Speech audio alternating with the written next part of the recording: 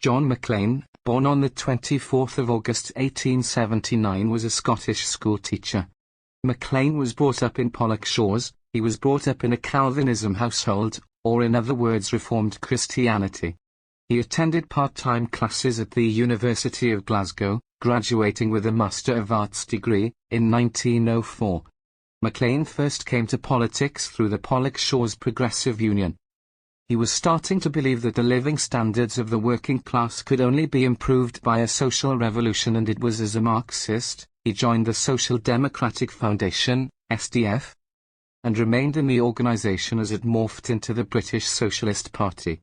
MacLean was also a member of the cooperative movement, and it was his prominent role that led the Renfrewshire cooperative societies to pressurise local school boards to provide facilities for adult classes in economics. In 1906, MacLean gave a series of speeches in Pollokshaws which led to the formation of an SDF branch there, and through these, he met James Dunlop MacDougall, who became his strongest supporter. By the time World War I broke out, his socialism was becoming one of a revolutionary nature. He heavily opposed the war, because he felt it was a war of imperialism which divided workers, one from the other. His politics made him a well-known figure to the local authorities, and on the 27th of October 1915, John MacLean was detained by the police under the Defence of the Realm Act 1914, which in short gave the government wide-ranging powers during the war, such as the power to requisition buildings or land needed for the war effort, or to make regulations creating criminal offences. As a result, government school boards sacked him from his teaching post, and he became a full-time Marxist lecturer and organiser. In 1916, MacLean would be arrested again for his anti-war viewpoints and him being a circle of people who believed similar. But he was later released in early 1917 after demonstrations following the ongoing revolution in Russia. In January 1918, MacLean was elected to the chair of the Third All-Russian Congress of Soviets and a month later appointed Bolshevik consul in Scotland. He established a consulate at 12 South Portland Street in Glasgow, but was refused recognition by the British government. On the 15th of April 1918, John MacLean would be arrested for a third time, this time for sedition. He conducted his own defence in a defiant manner, refusing to plead, and when asked if he objected to any of the jurors, replying, "I object to the whole lot of them." The prosecution case was based on the testimony of witnesses who had attended his meetings, who quoted extracts from his speeches using notes they had written up from memory after the meeting. MacLean objected to his words being taken out of context, saying, "The main parts of my speech, in which my themes are developed, are omitted. I want to expose the trickery of the British government and their police and their lawyers." Here is what MacLean said. "It has been said that they cannot fathom my motive. For the full period of my active life I have been a teacher of economics to the working classes, and my contention has always been that capitalism is rotten to its foundations, and must give place to a new society. I had a lecture, the principal heading of which was 'Thou shalt not steal. Thou shalt not kill,' and I pointed out that as a consequence of the robbery that goes on in all civilized countries today, our respective countries have had to keep armies, and that inevitably our armies must clash together. On that and on other grounds, I consider capitalism the most infamous, bloody and evil system that mankind has ever witnessed. My language is regarded as extravagant language, but the events of the past 4 years have proved my contention. I wish no harm to any human being, but I, as one man, am going to exercise my freedom of speech. No human being on the face of the earth, no government is going to take from me my right to speak, my right to protest against wrong, my right to do everything that is for the benefit of mankind. I am not here, then, as the accused. I am here as the accuser of capitalism dripping with blood from head to foot.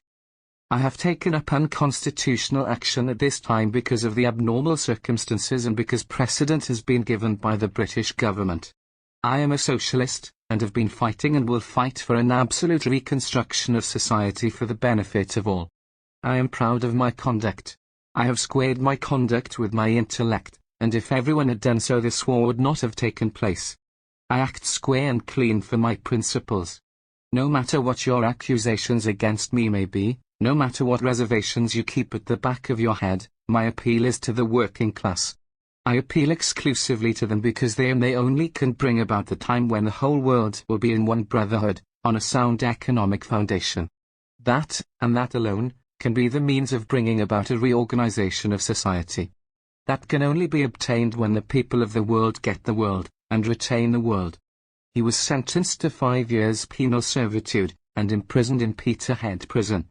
Following the armistice on the 11th of November, he was released on the 3rd of December 1918, returning to Glasgow to a tumultuous welcome. 11 days later, MacLean was the official Labour Party candidate at the general election for the constituency of Glasgow Gorbals, where he failed to unseat the sitting MP, George Barnes, a former Labour MP who had defected to support Lloyd George's coalition government. The newly formed Communist Party of Great Britain, MacLean was alienated from the new party despite his support for the Communist International. While declaring that he wanted to make Glasgow a Petrograd, he was adamant that Moscow should not dictate to Glasgow and declare himself in favour of a Scottish Workers' Republic. Arguing that Lenin's acceptance of a British Communist Party was a mistake based on inadequate information. He believed that workers in Scotland could develop in a revolutionary direction more swiftly than their comrades in England and Wales, and in 1920 he attempted to found a Scottish Communist Party. This group renamed itself the Communist Labour Party and dropped MacLean's distinctive positions, so he left in disgust. He attempted to found a new Scottish Communist Party, without success. It seems that he may have become a member of the Socialist Labour Party at this time. In November 1922, he wrote that the British Empire is the greatest menace to the human race. The best interest of humanity can therefore be served by the breakup of the British Empire.